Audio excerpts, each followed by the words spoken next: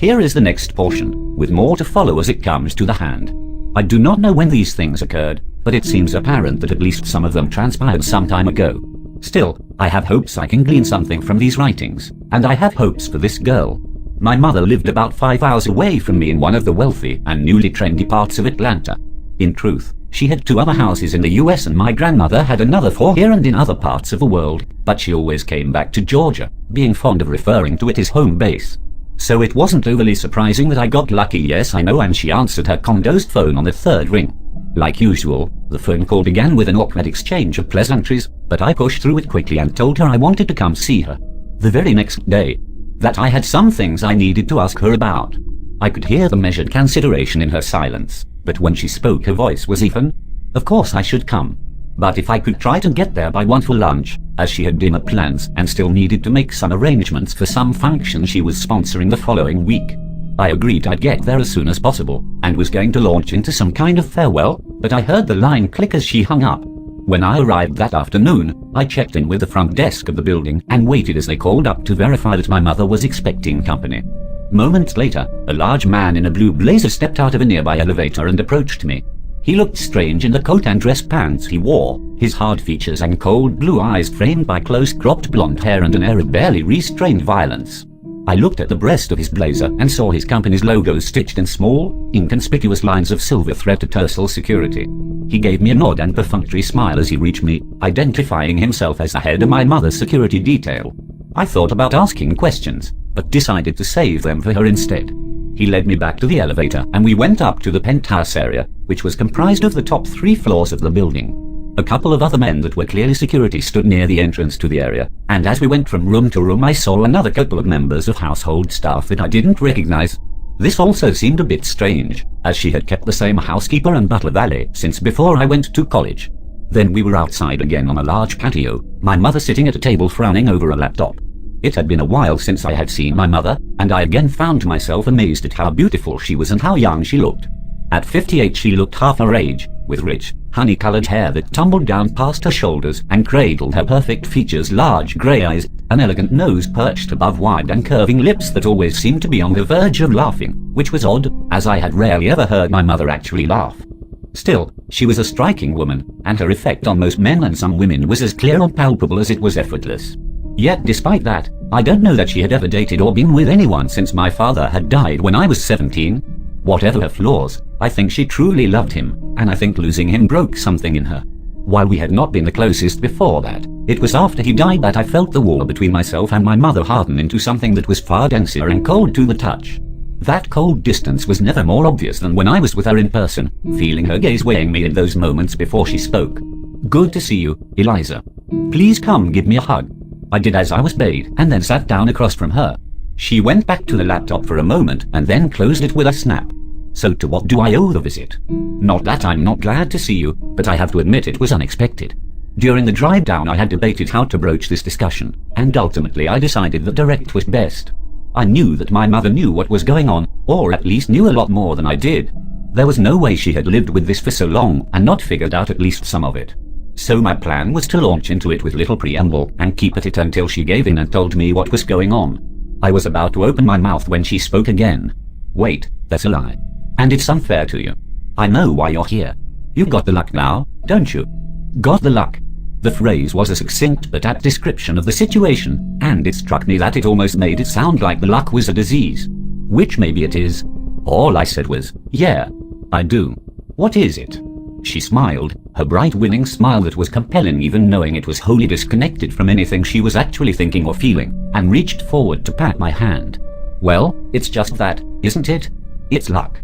Our family, the women in our family, have always been lucky. Just like you used to say growing up." I pulled my hand back, frustration sharpening my tone. "It's not just luck. Or at least not normal luck. I'm not stupid and you need to tell me what's going on." She frowned at my tone and raised her hand. "I didn't say it was normal luck. And you're my daughter, obviously you're not stupid. But it's also not something you should worry about or that you can control. When women in our family get to a certain age, it just kicks in. And yes, it takes getting used to. And you have to be careful to not be too showy with it. But at the end of the day, it truly is a blessing. She gestured around to all her wealthy surroundings, as if to say the proof was in the pudding. It hurts people. You know it does. It's like us being more lucky makes other people around us less lucky. Don't act like you don't realize that. My mother's eyes grew harder as she leaned towards me. Grow up. Yes, I realize that. I also realize that the world is a hard fucking place and it doesn't need me or my luck for bad things to happen to good people. And beyond all of that, what choice or say do I have in it? Are you wishing bad things on people? Are you getting people hurt or killed? No. You're just living your life, and if something outside your control gives you someone else's luck, or however it actually works, because it may surprise you to know I don't have all the answers, then what am I to do about it? Kill myself? Ruin my life because I don't deserve to be happy? What exactly would you have me do? Her voice had raised and cracked at the last, and we sat in silence for several seconds. This was more emotion than I had seen from her in years. I'm sorry. I am not accusing you of anything. I'm scared. And I feel something watching me all the time now. And I have this. I lifted my pants leg to show the brand above my ankle. It had paled some, but it was still visible in the afternoon light. It reminded me of a yin-yang symbol that had been broken along its curving center and straightened out into a single serpentine line. I looked up to see my mother looking at my leg with an expression that was a mixture of distaste and fear. Yes, the marks. They will happen once a year, typically around the time of your birthday. She was wearing shorts and lifted her legs up for me to see. I could only see the faintest ghosts of marks on her legs. They seemed to go side by side in rows to the extent they could be seen at all. You can get them removed with a laser. When you were little I had to use makeup and stockings, but technology is a wonderful thing. I can give you a referral to a good surgeon that won't ask questions. But don't you wonder what it is? What we're a part of? She looked tired now, sitting back in her chair with a sigh. Not really. I've lived with it for 28 years, taken the bad with the good, and any curiosity died out a long time ago. I was going to ask another question when something struck me. Is this what happened to Daddy? I blurted out the question before I thought about how it sounded, and my mother looked like I had struck her in the face. Her eyes began welling up as she stood up from the table, fists and jaw clenched. Get out. Within seconds a slab of a bodyguard was at my elbow, gently but firmly guiding me back through the condo to the elevator.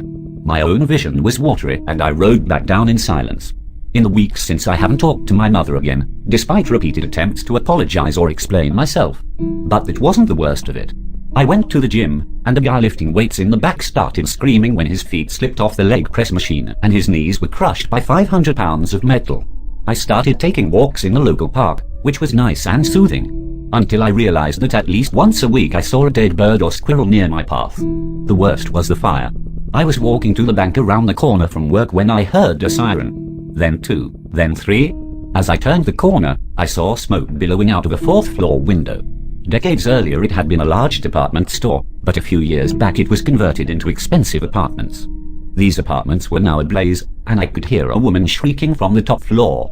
At first I couldn't tell what she was saying, but then I made it out. Save. Baby. Catch her. By now I could see that she was burning. I could see as she tossed an infant out the window, a lash of flame reaching out, chasing the child, setting it alight. It didn't cry, and I tell myself it was already dead from the smoke. But I think I saw it moving for a moment when it struck the concrete below.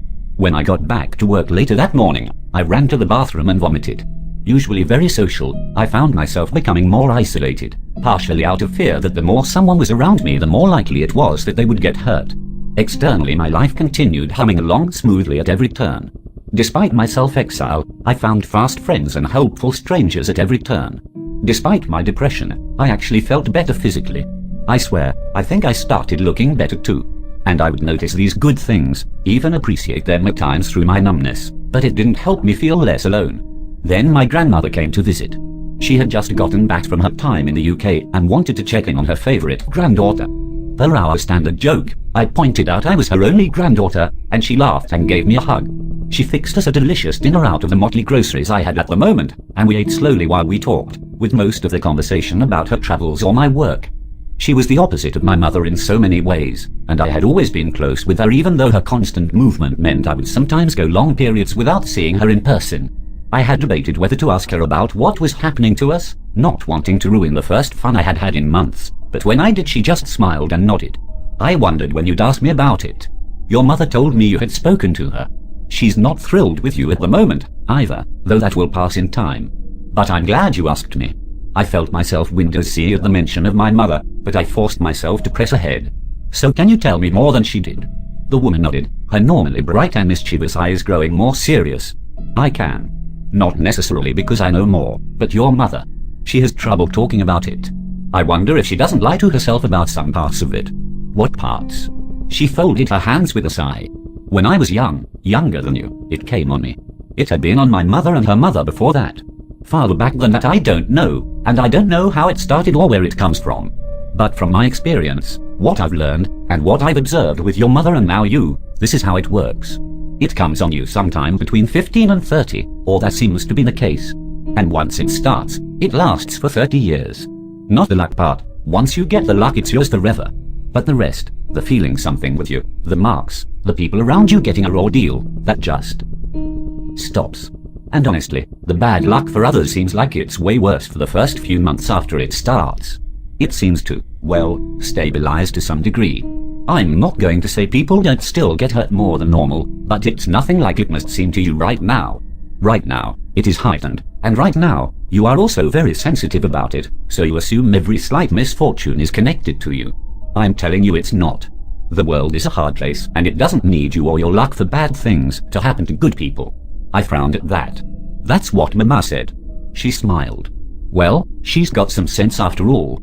She paused and then shook her head. I need to be honest and tell you the whole thing. I felt my stomach lurch. What's the whole thing? Well, for one thing, I'm not an only child, at least not technically. Neither is your mother and neither are you. We were all twins. As far back as I could find, the women have always carried twins, but only one child ever survives childbirth.